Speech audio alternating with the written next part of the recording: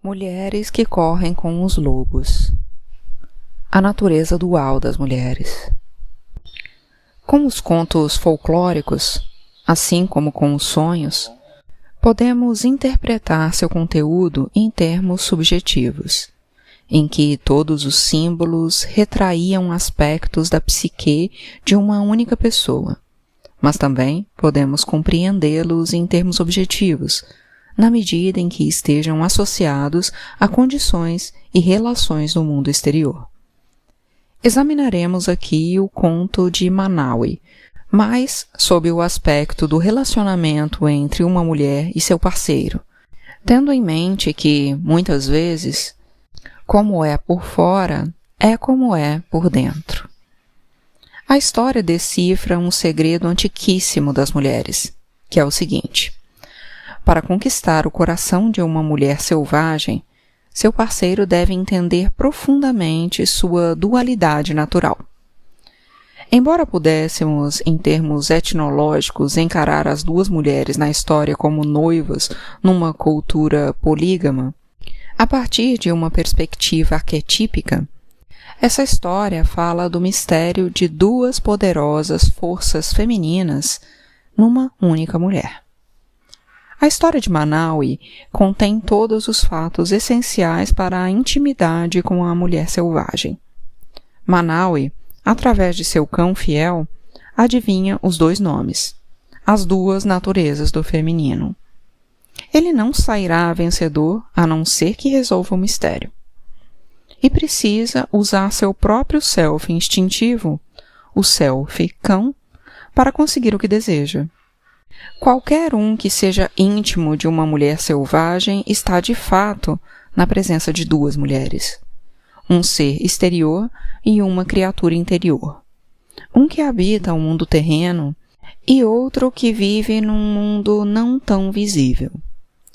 O ser exterior vive à luz do dia e é observado com facilidade. Muitas vezes é uma pessoa pragmática, aculturada e muito humana. Já a criatura costuma chegar à superfície vindo de muito longe e com frequência aparece e desaparece rapidamente, embora sempre deixe uma sensação, algo de surpreendente, original e sagaz. O esforço de compreender essa natureza dual das mulheres às vezes faz com que os homens, e até mesmo as próprias mulheres, fechem os olhos e bradem aos céus em busca de ajuda. O paradoxo da natureza gêmea das mulheres reside no fato de que, quando um lado está mais frio sentimentalmente, o outro está mais quente. Quando um lado é menos apressado e mais rico em termos relacionais, o outro pode ser, até certo ponto, gélido. Muitas vezes, um lado é mais feliz e maleável, enquanto o outro sente um anseio por não sei bem o que. Um lado pode ser cheio de alegria, enquanto o outro é lamentoso e melancólico. Essas duas mulheres que são uma são elementos separados, porém associados, que se combinam em milhares de formas.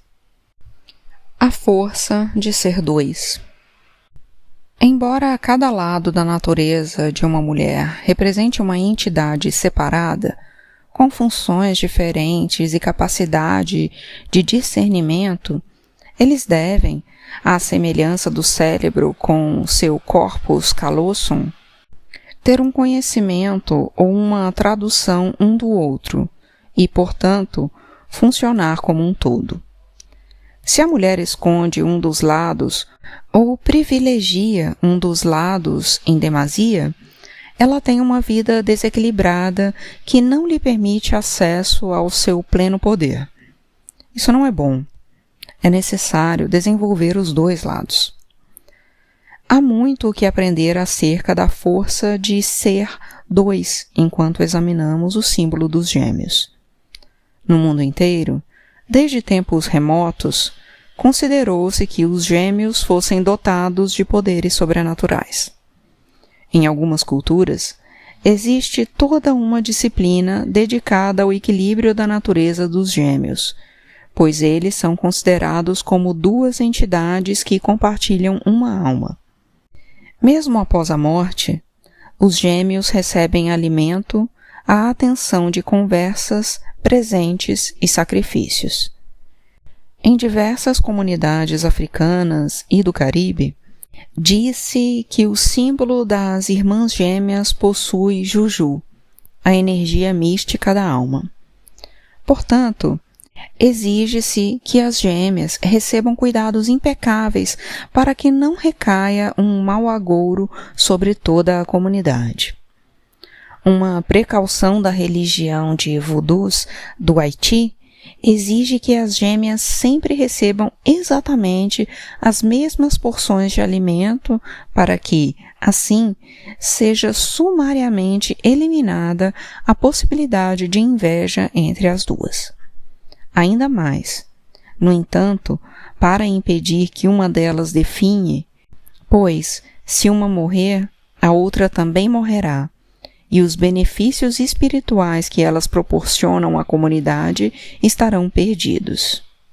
Da mesma forma, a mulher tem enormes poderes quando os aspectos duais individuais são reconhecidos conscientemente e considerados como uma unidade, mantidos unidos em vez de separados.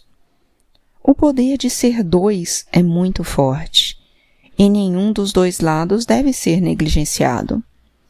Eles precisam ser alimentados da mesma forma, pois juntos proporcionam ao indivíduo um poder excepcional.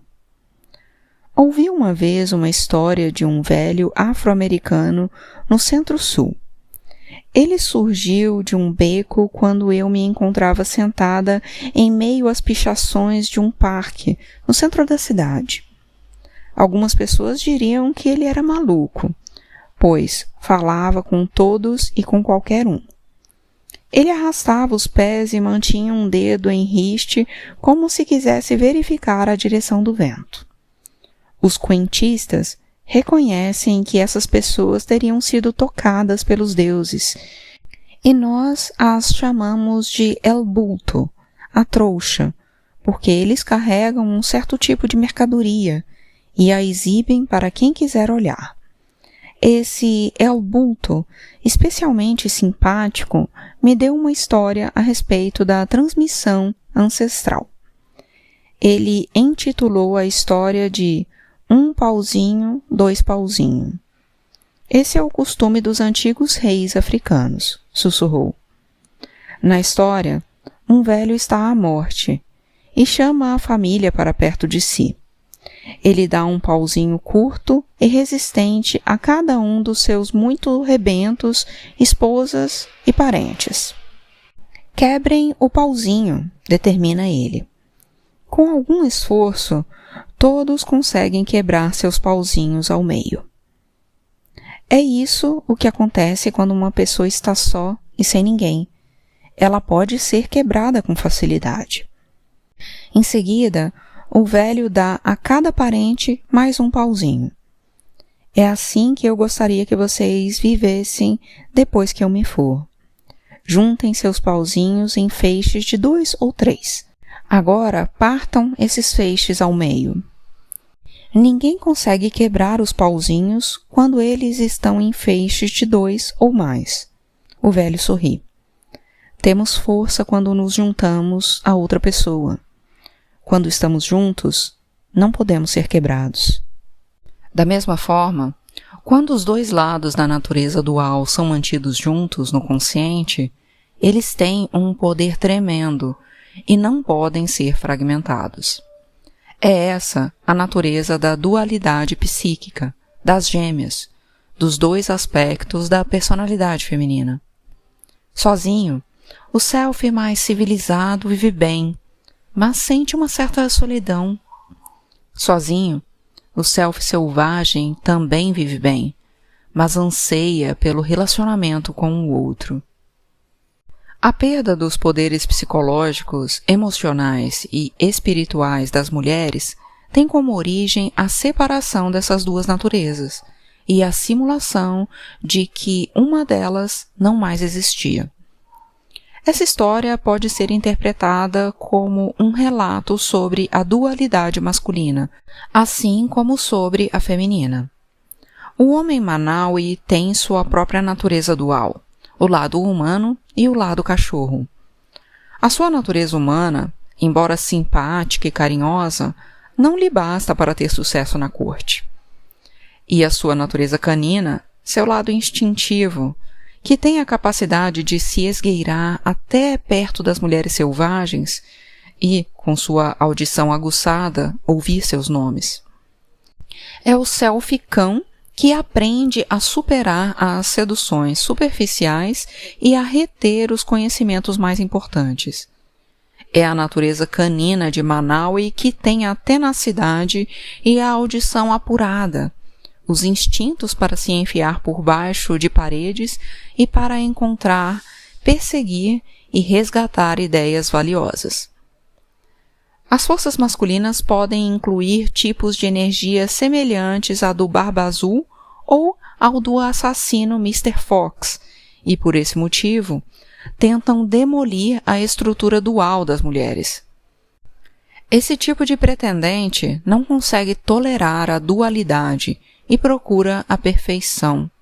Procura a verdade única, a substância feminina imutável e inalterável, encarnada na única mulher perfeita. Cuidado! Se você encontrar esse tipo de pessoa, fuja para o outro lado com a maior rapidez possível. E melhor ter um namorado do tipo de Manaui, por dentro e por fora. Ele é um pretendente muito melhor, já que nutre uma intensa devoção pela ideia de ser dois. E o poder de ser dois está em agir como uma entidade una. Portanto, Manaui deseja tocar essa combinação misteriosíssima e onipresente da vida da alma na mulher. E ele dispõe de uma soberania própria, já que ele próprio é um homem natural, ligado ao selvagem. Ele tem uma sintonia com a mulher selvagem e sente atração por ela. Entre aquela tribo de homens amontoados na psique da mulher, cujos membros são chamados pelos junguianos de ânimos, existe também uma atitude semelhante à de Manaui, que procura e reivindica a dualidade da mulher, que a considera valiosa, acessível e desejável, em vez de diabólica, feia e desprezível. Manaui, quer seja no mundo interior, quer no mundo exterior, representa um amante novo, mas cheio de fé, cujo desejo principal é o de identificar e compreender o luminoso duplo na natureza feminina.